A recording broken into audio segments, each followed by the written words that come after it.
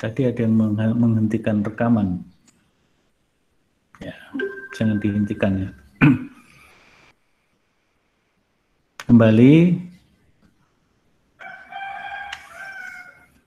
Jadi pokok bahasan yang pertama adalah integrasi nasional dan pluralitas. Nasional dan pluralitas masyarakat Indonesia. Artinya kita tahu realitas masyarakat kita itu plural, beragam tadi sudah disebutkan, maka perlu integrasi nasional. Nah, untuk itu maka ada strategi integrasi nasional yang menjadi program negara atau program pemerintah atau aparat penyelenggara negara. Tapi juga ada integrasi nasional secara kultural, secara gradual dilaksanakan oleh masyarakat sendiri. Jadi ini kita tidak menggantungkan program dari penyelenggara negara, tetapi kita juga mendukung ya dari masyarakat, kita sama-sama mengupayakan terjadinya integrasi nasional sehingga dapat diminimalisasi disintegrasi tersebut.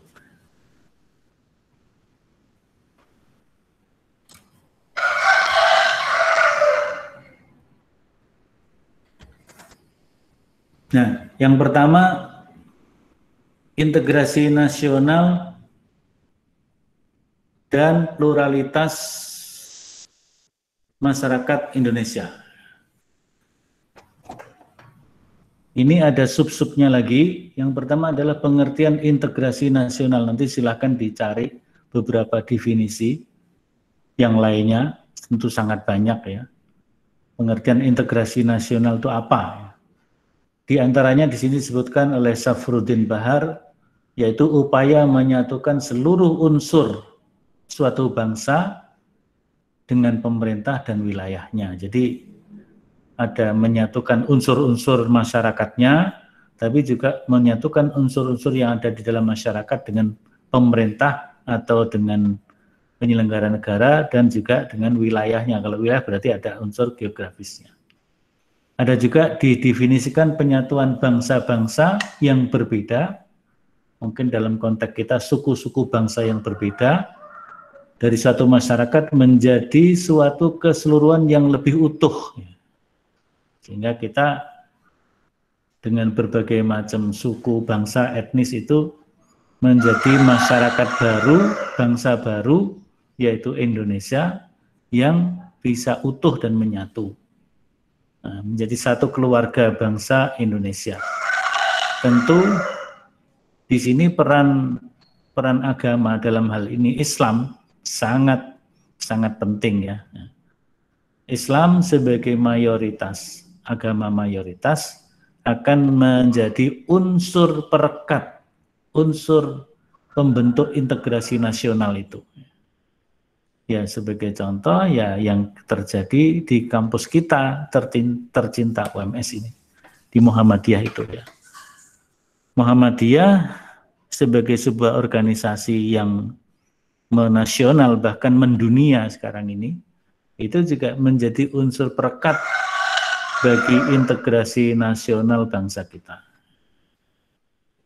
Jadi Muhammadiyah, Nahdlatul Ulama, dan Islam secara keseluruhan menjadi salah satu perekat kebersamaan dan kesatuan bangsa.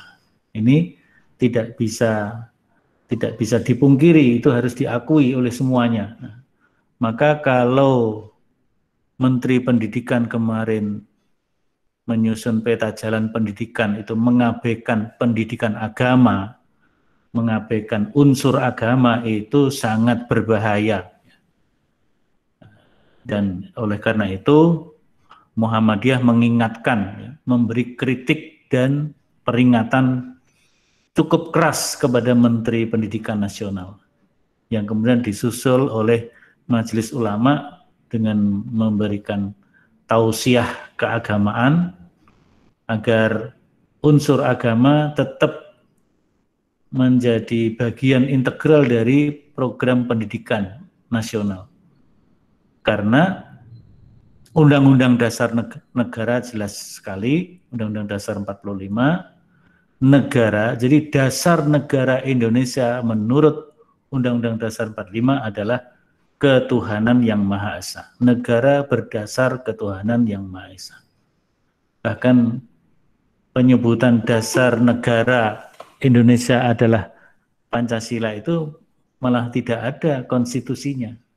Jadi dasar negara yang sejati dari Indonesia ini menurut Undang-Undang Dasar 45 dan juga menurut pembukaan UUD 45 adalah ketuhanan yang Maha Esa. Jadi kalau di pasal 29 dasar negara adalah ketuhanan yang Maha Esa. Tapi kalau di pembukaannya dasar negara Indonesia adalah ketuhanan Maha Esa, dilanjut dengan kemanusiaan yang adil dan beradab sampai keadilan sosial bagi seluruh rakyat Indonesia. Tidak ada kata Pancasilanya. Tetapi kita semuanya tahu bahwa lima unsur yang ada di dalam pembukaan Undang Dasar itu adalah Pancasila. Itu pengertian integrasi. Kemudian urgensinya begitu penting tentu urgensi atau integrasi nasional, yaitu agar tercipta masyarakat bangsa yang harmonis secara multidimensional.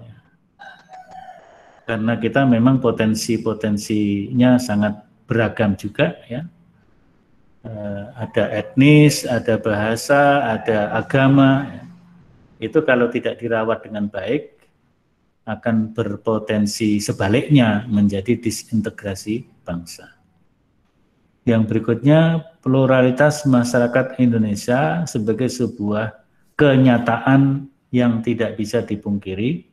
Jadi realitas keragaman masyarakat itu memiliki dua potensi sekaligus, baik potensi konflik, ya, kalau keragaman tidak dirawat dengan baik, tidak dilakukan harmonisasi, maka berpotensi konflik. Tapi kalau kita bisa melakukan harmonisasi yang baik, ya diantaranya kita punya 4 pilar, ya, yaitu NKRI, pertama Pancasila dulu, yang kedua NKRI, ketiga Undang-Undang Dasar 45, yang keempat adalah Bhinneka Tunggal Ika. Jadi 4 pilar itu menjadi salah satu unsur atau unsur-unsur yang bisa menyatukan, merekatkan, mengintegrasikan pluralitas masyarakat Indonesia. Yang keempat yang penting juga diperhatikan adalah munculnya potensi, ya, adanya potensi-potensi konflik, ya. Potensi-potensi yang melahirkan konflik, karena ya potensi konflik itu akan menyeruak lebih kuat kalau tidak ada keserasian antara pusat dan daerah atau antara daerah satu dengan yang lainnya, antara suku bangsa satu dengan yang lainnya, ya. Kemudian adanya ketidakadilan dalam pembangunan, sekarang ini masih terjadi, ya. Kemudian juga munculnya wawasan agama dan budaya yang yang tidak tepat, ya, tidak proporsional. Misalnya pemahaman agama yang ekstrim, yang kemudian orang menyebut radikal. Begitu juga budaya tertentu, ya. Jadi ini mungkin yang perlu kita perhatikan. Kemudian yang berikutnya, topik berikutnya adalah strategi integrasi nasional. Strategi integrasi nasional.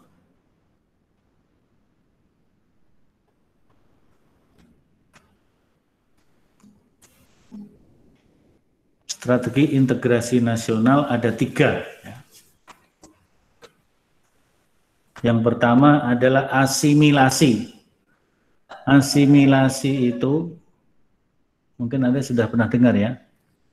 Asimilasi itu adalah proses pencampuran atau pembauran boleh dikata juga peleburan, dua macam budaya atau lebih menjadi satu budaya yang baru, yang betul-betul baru, sehingga budaya asalnya sudah nggak kelihatan lagi. Itu namanya asimilasi.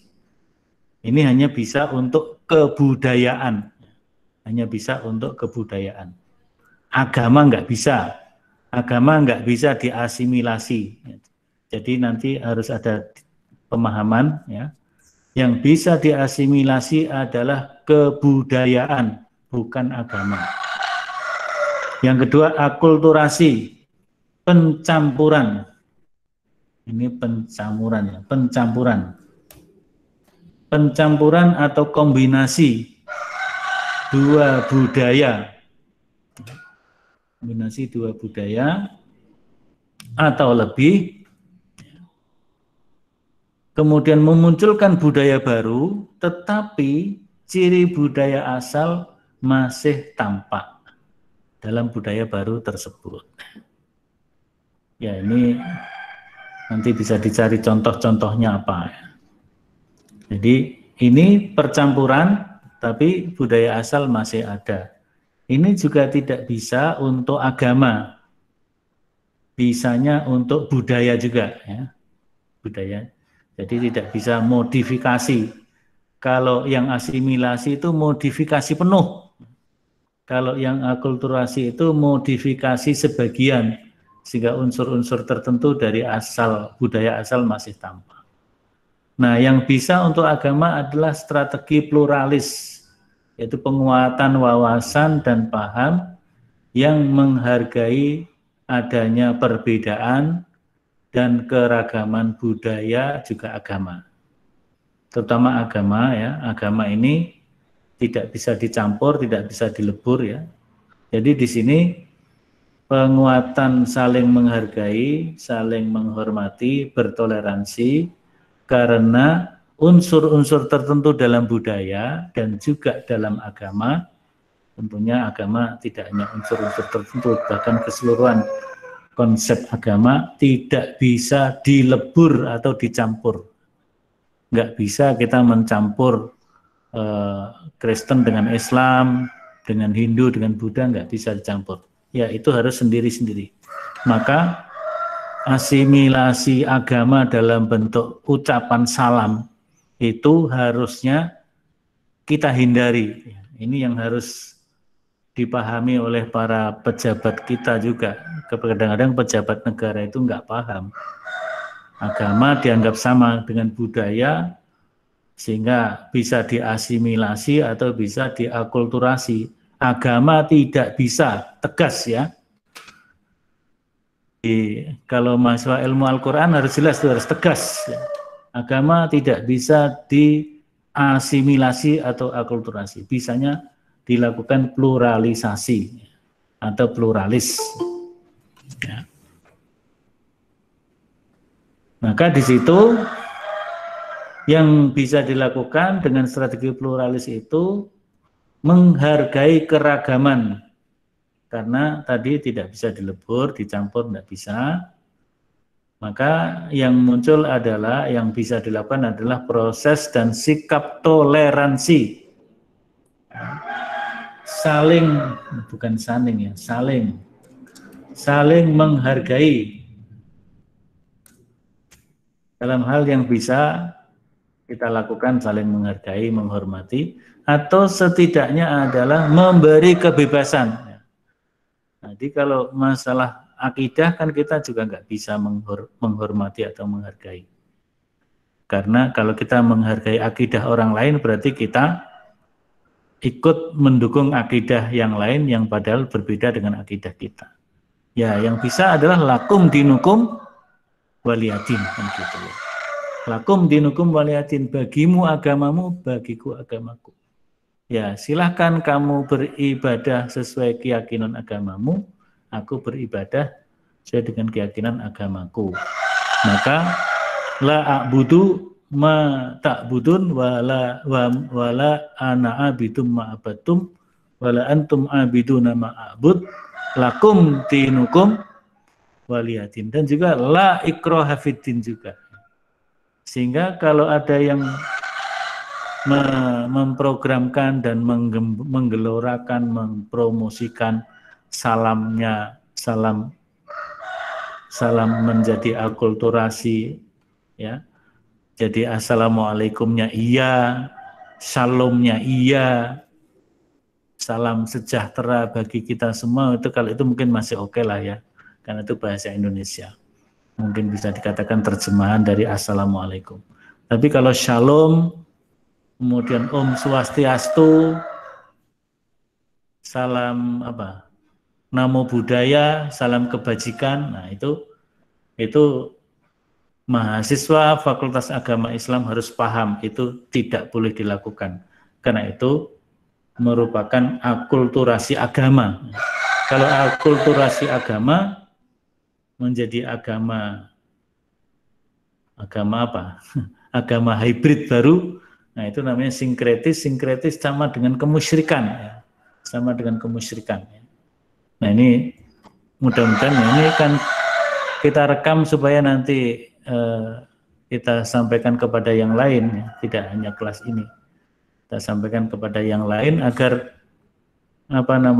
integrasi nasional itu jangan disalahgunakan. Jangan disalahgunakan. Kemudian berikutnya, penerapan integrasi nasional di masyarakat. Jadi ini strategi secara kultural. Di situ ada dimensi. Ya. Yang pertama, dimensi integrasi nasional itu ada dimensi horizontal dan dimensi vertikal. Dimensi horizontal artinya dimensi hubungan berintegrasi antara anggota masyarakat, antar anggota masyarakat, antar rakyat. Itu horizontal. Nah, karena itu bisa menyangkut geografis, ada yang menyebut juga dimensi teritorial. Jadi hubungan antar anggota masyarakat itu bisa secara individual, tapi juga secara kolegial, secara kelompok. Kemudian ada dimensi vertikal. Vertikal ini hubungan antara pemimpin dan rakyatnya. Jadi hubungan harmonisasi antara pemerintah atau penyelenggara negara dengan rakyat dan masyarakat. Ya. Jadi di sini artinya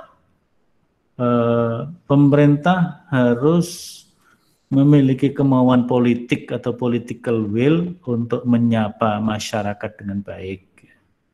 Untuk membangun dialog yang baik, ya.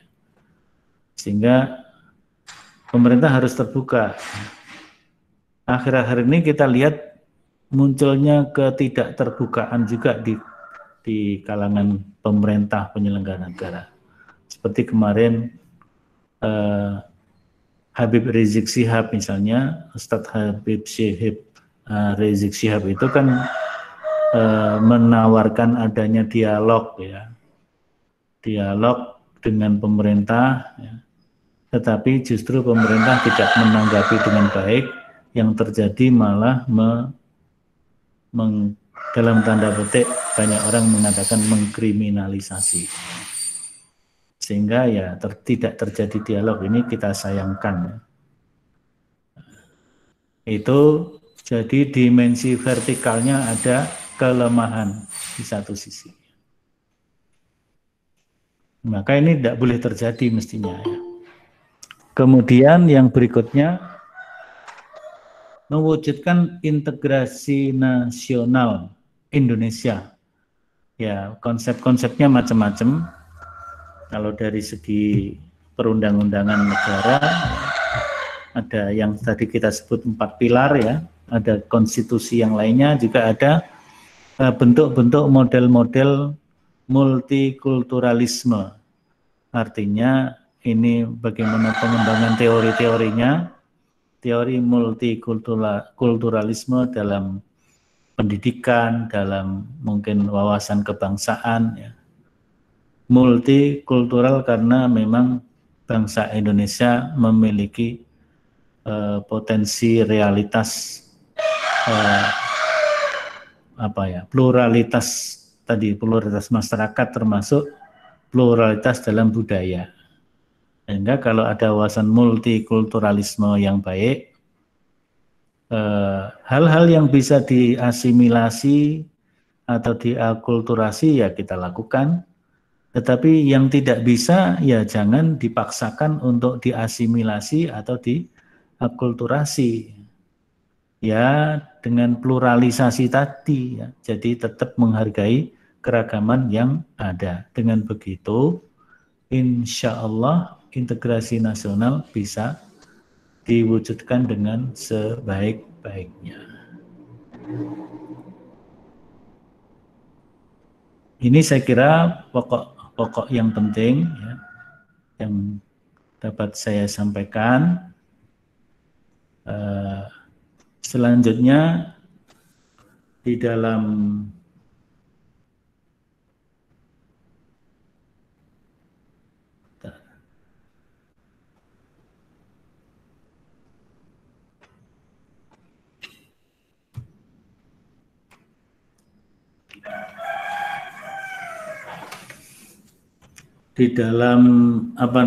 laman psikologi, LMS psikologi, baik kelas A maupun kelas B itu sudah ada formnya ya untuk tindak lanjut respon ya. Respon Anda terhadap materi dalam bentuk penugasan ya, dalam bentuk penugasan. Kalau kita lihat ya, kita lihat psikologinya. Ya, karena kita untuk pertemuan secara live ini dibatasi ya. Belum muncul ya.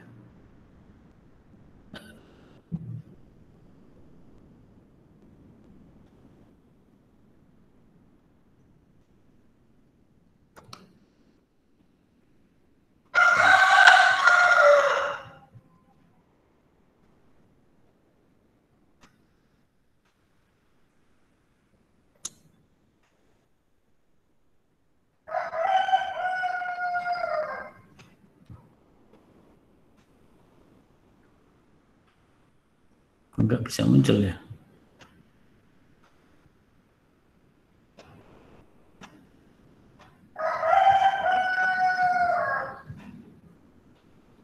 Ini baru bisa.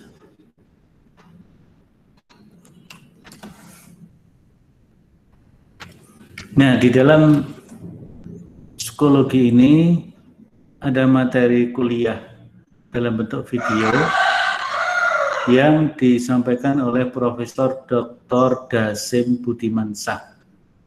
Beliau ini seorang guru besar yang juga mengajarkan Pancasila dan pendidikan kewarganegaraan di Universitas Pendidikan Indonesia. Tapi beliau juga membuat video kuliah untuk umum. Jadi tidak hanya untuk UPI Pendidikan Indonesia, UPI Universitas Pendidikan Indonesia di Bandung, tapi untuk umum secara online via YouTube ya, via YouTube. Maka ini saya download, saya masukkan di sini. Silahkan nanti Anda membacanya, menyaksikannya. Kemudian ini pokok-pokok penugasan yang saya sampaikan. Jadi penugasannya terdiri dari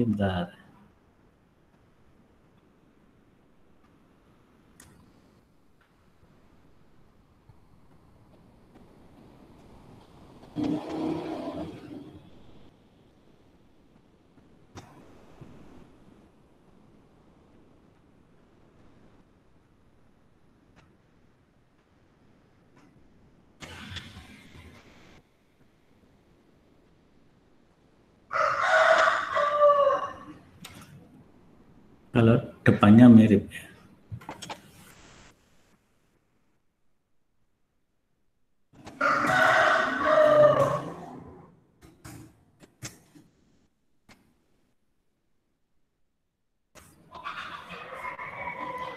Jadi kan ini pokok bahasanya sama 3 ya. Kemudian apa yang dilakukan? Yaitu buatlah video singkat dalam bentuk dialog terdiri dari 2 atau 3 orang dengan membahas inti dari salah satu dari 3 pokok bahasan. Dari 3 pokok bahasan, ini dari ya, bukan darul. Dari 3 pokok bahasan.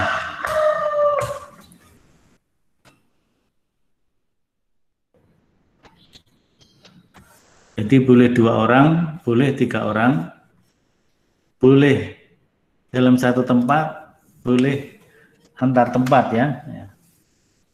Jadi bisa pakai Zoom atau pakai yang lainnya nanti kalau saudara atau video call kemudian direkam. Gimana caranya? Saya kira generasi milenial lebih tahu daripada generasi kolonial. Ya, saya mengakui kalau masalah teknologi masih banyak gagapnya, kalian mungkin lebih tahu. Jadi Anda milih salah satu. Apakah mau milih integrasi nasional dan pluralitas masyarakat, atau milih yang kedua, penerapan strategi integrasi nasional, atau milih yang ketiga, penerapan integrasi nasional di masyarakat. Atau boleh juga merangkum dari ketiga-tiganya, boleh juga gitu ya. Yang terpenting video dapat dibuat dari dialog, mungkin bisa via Zoom atau video call, atau kalau Anda berdekatan ya langsung aja tatap muka ya. Kalau saudara berjauhan bahkan antar pulau, itu akan menarik juga kalau pakai video call atau Zoom meeting atau Google Meet, kemudian direkam, itu sudah jadi video, diolah sedikit. Videonya durasinya 3-5 menit saja, nggak usah panjang-panjang. Kemudian hasil pembuatannya di psikologi, ini tanggalnya dirubah ya, tanggalnya dirubah. Tanggalnya dirubah sekarang tanggal berapa? Tanggal 17, maka kita beri sampai tanggal 18 sampai pukul 5 kira-kira gitu ya. Nah, ini jadi paruh pertama perkuliahan kita anggap selesai dengan Zoom atau Google Meet ini. Paruh keduanya 50 menit juga, tetapi lebih fleksibel. 50 menitnya bisa sampai besok ya. Mungkin sampai di sini, kalau ada yang mau ditanyakan dipersilahkan. Ini semuanya sudah ada di psikologi. Ada yang mau bertanya? Izin bertanya, Ustadz. Izin bertanya. Aduh. Siapa yang bertanya gantian? Ana, Ustadz. Ya, Iqbal dulu. Izin bertanya perihal tadi Ustadz menjelaskan bahwasanya agama itu tidak bisa diakulturasikan. Ya. Sebagaimana Kristen dan Islam tidak bisa diakulturasikan. Ya. Nah, kemudian kalau kita berkaca dari masa lalu di mana para wali itu strategi dakwahnya dengan cara seperti itu, apakah boleh, Ustadz? Seperti itu. Para wali saya kira tidak melakukan akulturasi dalam masalah agama, dalam masalah akidah. Tapi akulturasi dalam hal aspek-aspek yang luar agama. Jadi budaya, tapi mungkin budaya itu dibentuk oleh agama. Misalnya bangunan masjid ya, bangunan masjid. Itu kan bukan agamanya, tapi itu budaya hanya didorong oleh agama. Karena agama memerintahkan ibadah, memerintahkan mendirikan masjid, tapi itu bentuk masjid dan sebagainya itu sudah wilayah budaya, bukan wilayah agamanya sendiri. Akidahnya nggak masuk di situ. Sehingga kalau ada bangunan masjid mirip-mirip bangunan gereja atau mirip-mirip bangunan pura, tapi itu masjid fungsinya penuh masjid, nggak apa-apa ya. Jadi itu tetap akulturasi di bidang budaya, walaupun budayanya terinspirasi oleh agama. Tapi kalau agamanya itu sendiri tidak boleh diakulturasi, apalagi diasimilasi, diakulturasi aja nggak bisa. Seperti tadi ucapan salam, ucapan salam disatukan, tapi kan unsur agamanya tetap di situ. Assalamualaikumnya tetap ada, Om Swastiastunya agama Hindu tetap ada, namo budayanya orang Buddha masih ada, shalomnya orang Kristen masih ada, kemudian apalagi salam kebajikannya orang Konghucu masih ada. Itu tetap tidak boleh. Itu namanya sinkretik dalam bidang agama. Jadi begitu. Jadi agama nggak bisa diakulturasi, apalagi diasimilasi. Bisanya dipluralisasi saja. Itu tentang agama. Jadi kalau pakaian memang perintah agamanya menutup aurat, menutup aurat. Tetapi bentuk pakaiannya mungkin mirip dengan budaya tertentu, agama tertentu, tidak apa-apa juga ya.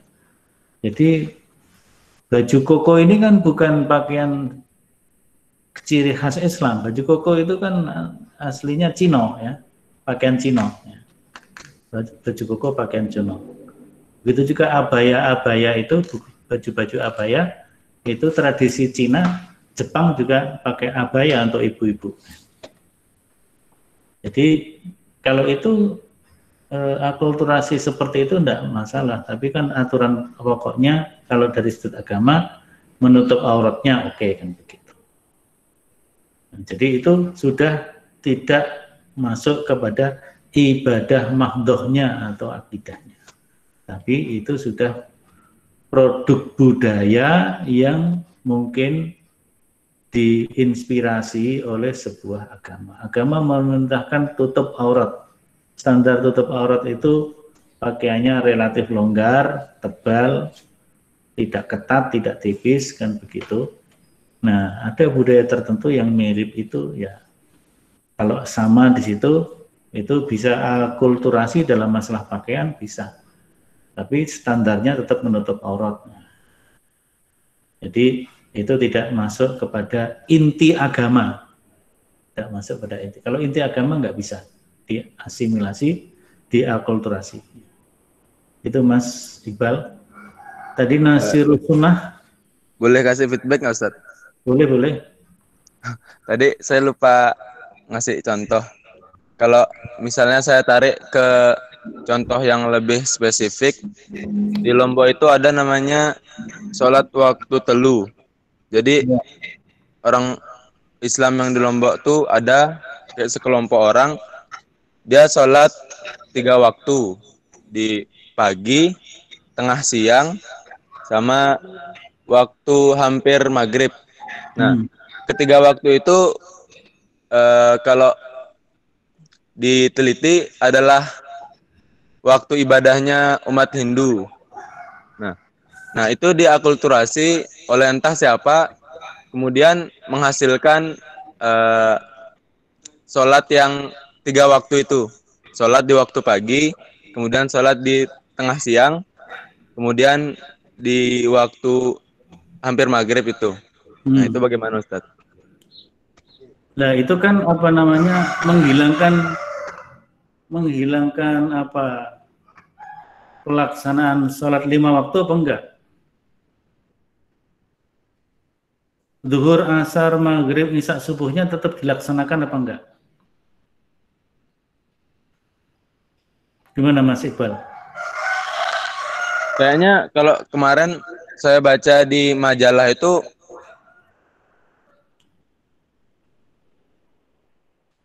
gimana? Putus, kok putus? sholat. Halo. Iya, lanjut. Kalau saya baca di artikel kemarin yang saya baca tuh sholat waktu 5 waktunya nggak dilaksanain, jadi yang dilaksanainnya 3 waktu itu. Soalnya mereka dapatnya kan dari yang ajaran yang mereka dapat ya sholat 3 waktu itu tanpa tahu kalau di luar ada sholat 5 waktu. Ya kalau yang seperti itu jelas itu menyimpang dari ajaran Islam ya. Islam waktu telu dari suku Sasak di Lombok gitu ya. Kalau memang seperti itu menyimpang dari Islam.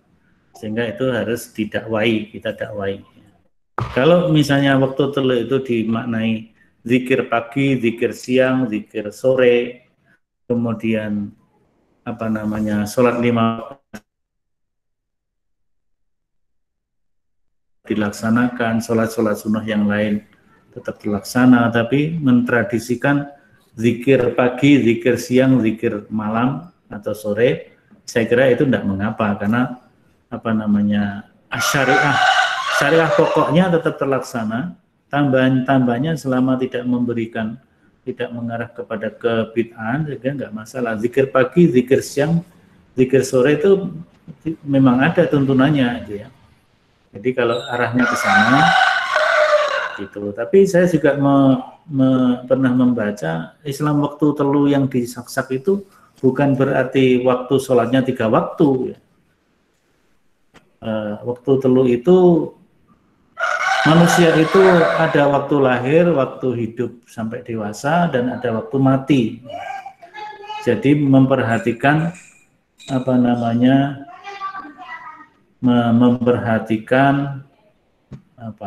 agar umat Islam khususnya di suku Saksak itu memperhatikan apa yang harus dilakukan ketika lahir dan waktu kecil, orang tua memperhatikan itu. Kemudian waktu dewasa apa yang harus dilakukan orang tua kepada anak dan sebagainya. Ketika waktu tua menjelang kematian apa yang dilakukan. Kalau itu yang dilakukan saya kira bagus, Islam waktu telu yang seperti itu. Tidak meninggalkan sholat 5 waktunya gitu ya. Itu mungkin pembudayaan jadi ajaran Islam, ajaran Quran, tapi dijadikan sebuah budaya. Monggo Mas Budiarjo yang ke tangan. Ustaz, izin bertanya Ustaz. Ya. Mengenai penerapan integrasi masyarakat dimensi horizontal ya. Bagaimana cara menerapkan integrasi tersebut di lingkungan yang berpotensi terjadi konflik? Misalnya di perumahan itu kan orangnya individualis ya, tidak kenal tetangga sendiri pun, bahkan tidak kenal gitu Ustaz. Bagaimana cara menerapkan hal itu? Tersuan. Jadi integrasi nasional di masyarakat yang sifatnya horizontal itu kan sebenarnya inisiatif dari anggota masyarakat yang ada. Jadi itu justru memang dilakukan oleh masyarakat untuk masyarakat itu sendiri sehingga bisa menekan sekecil mungkin potensi-potensi konflik yang ada. Jadi untuk menekan potensi konflik, maka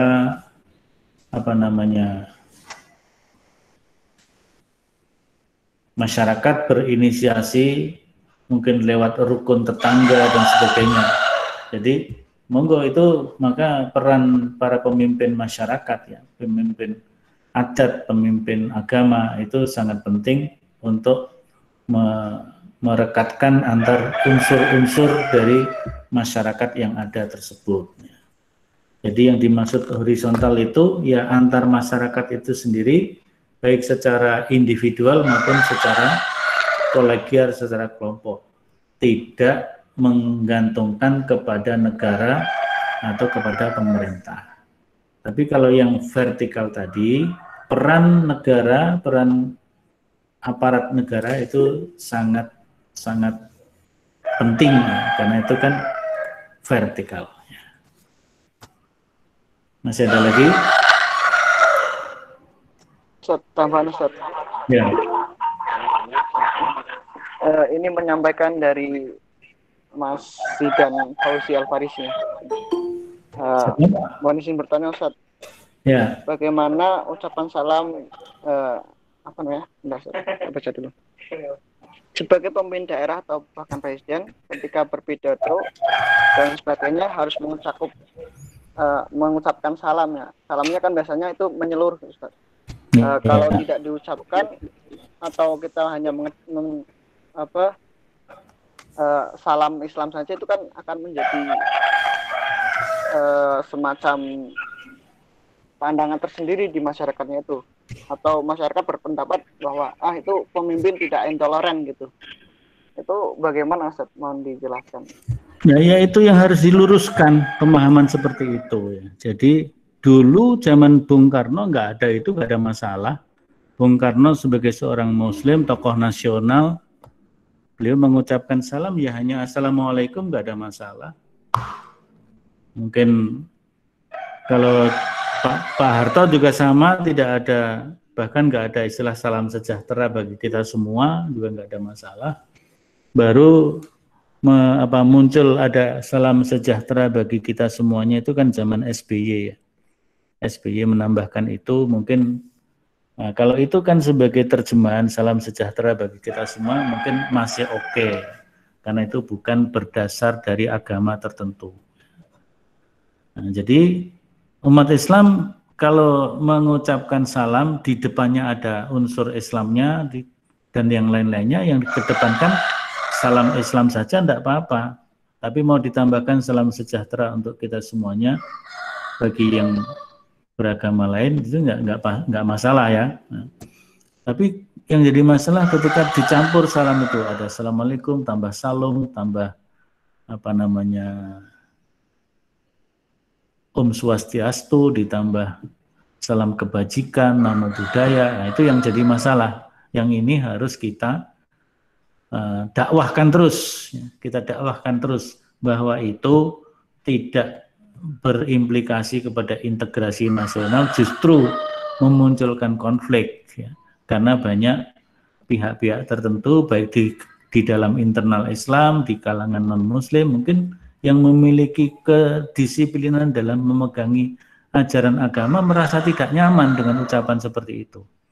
Jadi kalau kita mendapatkan salam dengan assalamualaikum dari non-Muslim pun kita menjawabnya kan juga menjadi beban ya.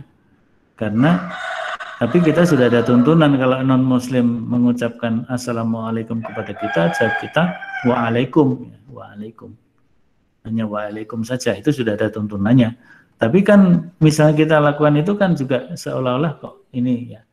Maka kalau orang non-Muslim ketemu orang Islam sebaiknya ya nggak usah mengucapkan assalamualaikum, cukup selamat pagi, selamat siang dan seterusnya, itu lebih tepat lah ya. Atau kita juga ketemu dengan non-Muslim, kita ucapkan selamat pagi, selamat siang, selamat malam. Tapi kalau ketemu sesama Muslim, ya nggak usah pakai selamat pagi, selamat siang lagi.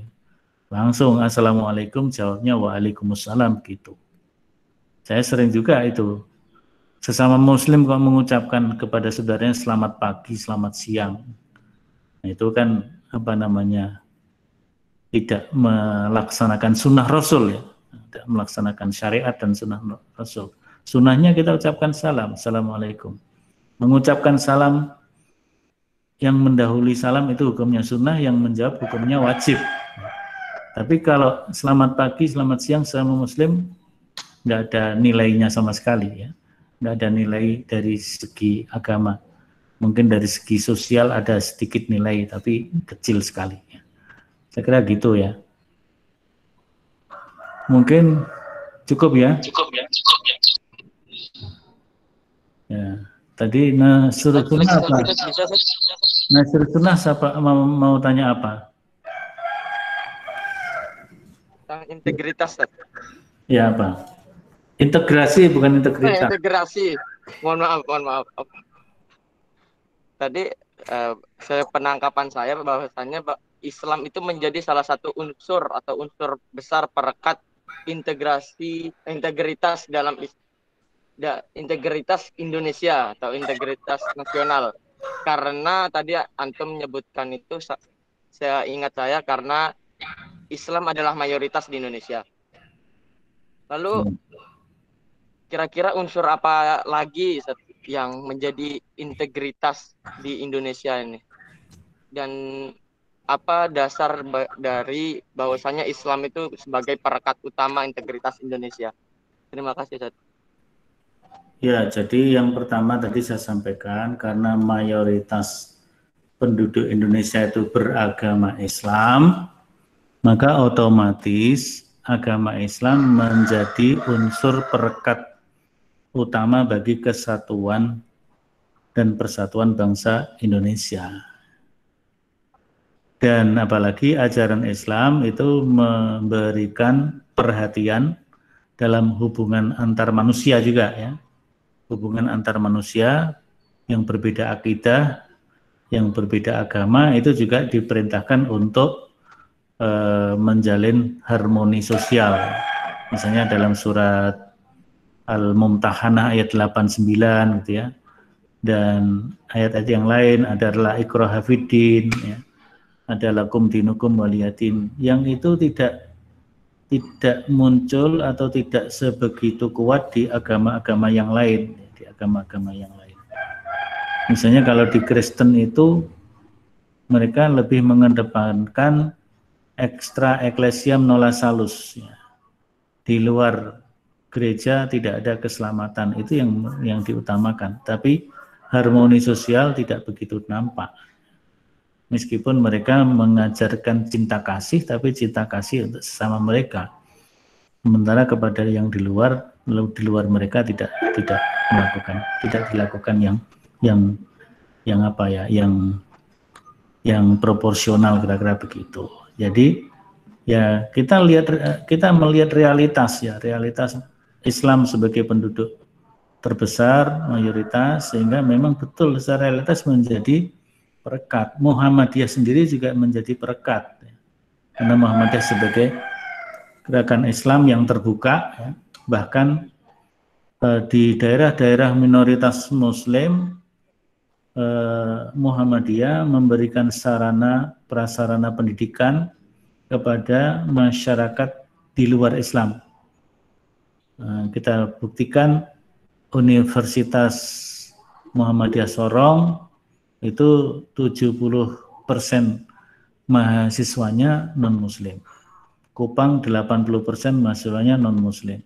Bahkan ada dosen-dosennya yang non-muslim juga. Di ND sekolah-sekolah Muhammadiyah juga begitu, 85% non-muslim. Sehingga mereka merasa kehadiran Muhammadiyah bermanfaat bagi mereka. Tokoh-tokoh Papua mengatakan karena Muhammadiyah kami bisa sekolah. Ini kan bentuk nyata dari Islam sebagai perekat itu. Tidak hanya untuk sesama Muslim, bahkan umat beragama yang lain ya, karena lembaga-lembaga Islam terbuka untuk mereka. Siapa tadi yang masih angkat tangan? Siapa tadi? Saya Ustaz. Yang putri ada tadi kelihatannya. Ya silakan Mas Azmil. Afwan Ustadz, ini Deni Rizky Zulpas, nebeng di yang punya akun karena kuota saya habis. Ya, tidak apa-apa, silakan. Jadi kan tadi Ustadz menyampaikan beberapa strategi dalam mewujudkan integrasi nasional, yang diantaranya itu asimilasi, akulturasi, sama pluralisasi ya. Nah, strategi ini kan merupakan suatu upaya, dan dalam mengupayakan suatu hal itu tentu ada suatu kendala. Nah, kira-kira apa kendala dalam mewujudkan integrasi nasional tersebut, Ustaz? Terima kasih. Ya, kendala-kendalanya tadi disebutkan dalam buku juga adanya potensi konflik ya, keragaman budaya, keragaman agama ketika tidak dipahami dengan baik itu akan menjadi potensi disintegrasi.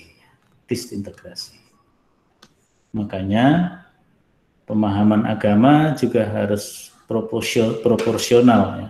Maka kemudian ada istilah moderasi beragama, itu dalam arti bahwa di dalam beragama jangan sampai hulu, terlalu ekstrim,